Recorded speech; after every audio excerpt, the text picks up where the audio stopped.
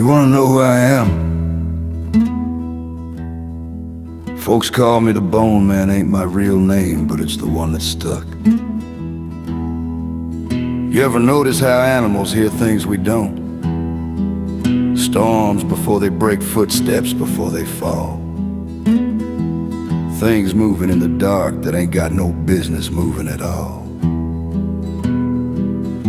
Now most folks take comfort in that figure. If the dogs ain't barking, then the world's still right, still safe. But every now and then there comes a sound that flips that whole arrangement on its head. A sound that don't warn the animals, a sound that hurts them. Tonight on Requiem Radio, the song that howls.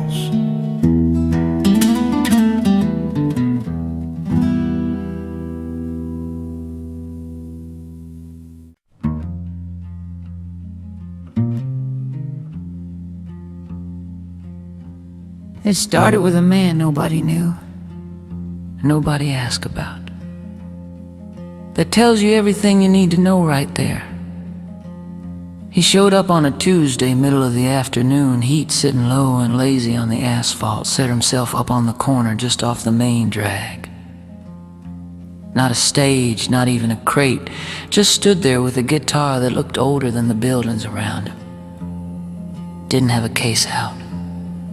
Didn't ask for money, just started playing. Now folks hear street musicians all the time. Some of them good, most of them passable background noise for people who got somewhere else to be. But this wasn't background. This was wrong. Not in the sense of bad playing, Lord. No, the man could play fingers move like they knew the instrument better than he knew his own hands. But the tune itself, if you could call it that, didn't sit right in the ear. It bent where it shouldn't been, held notes too long and dropped them too quick. There wasn't a rhythm you could follow, not cleanly, you'd think you caught it. And then it slipped sideways like trying to walk across loose gravel. A couple folks slowed down to listen.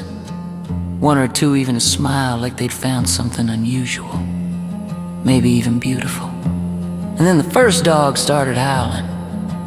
It was a mutt, brown, lean, tied up outside a barber shop, lifted its head like it heard a siren nobody else could hear, and let out a long, broken cry, not barking, not barking, not warning, not warning. The barber came out, told it to hush, gave the musician a look.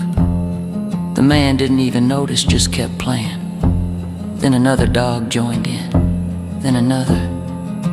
Within 5 minutes, every dog in that block, inside houses, behind fences, chained in yards, was howling like the world had ended. Nobody told the people yet. Folks started getting uneasy. You ever hear a whole neighborhood of dogs crying at once, not barking, not fighting, just grieving? It gets under your skin. People began to move away from the corner, not in a panic, just drifting like something in them knew they weren't meant to stay. But not everybody left.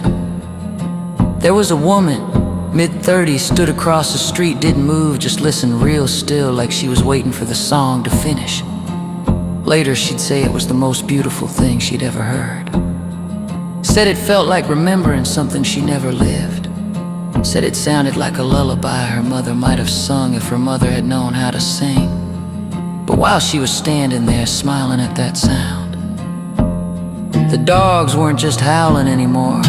They were pulling at their chains, scratching at doors, throwing themselves against fences hard enough to draw blood. That's when it changed. One broke loose, big black thing.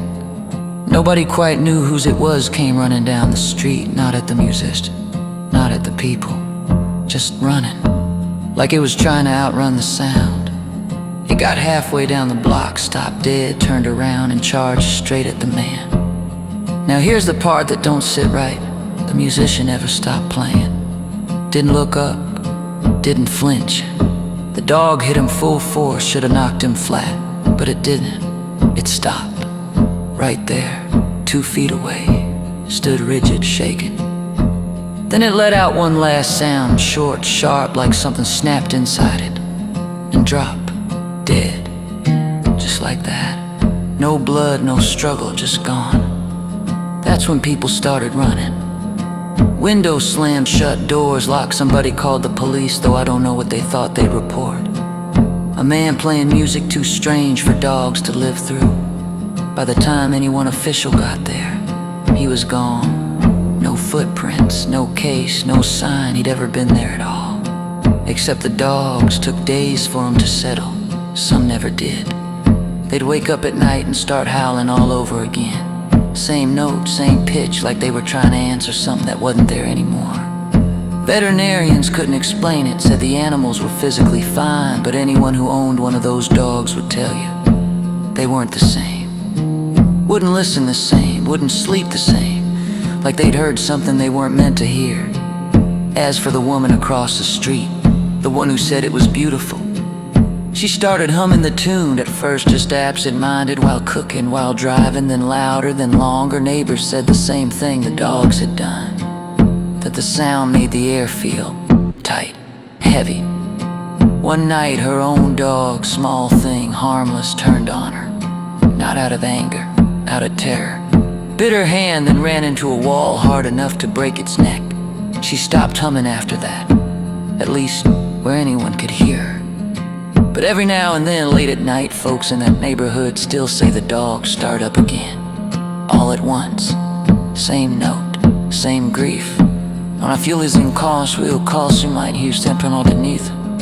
Like a tall, heaping time with this soul. You've been listening to Requiem Radio, where music bleeds into the supernatural. And that was the song that howls. Some sounds ain't meant for human ears, and some truths ain't meant for anything that can hear it all. Ain't gonna be no more tonight. Y'all rest easy, and don't let the dark drive you home.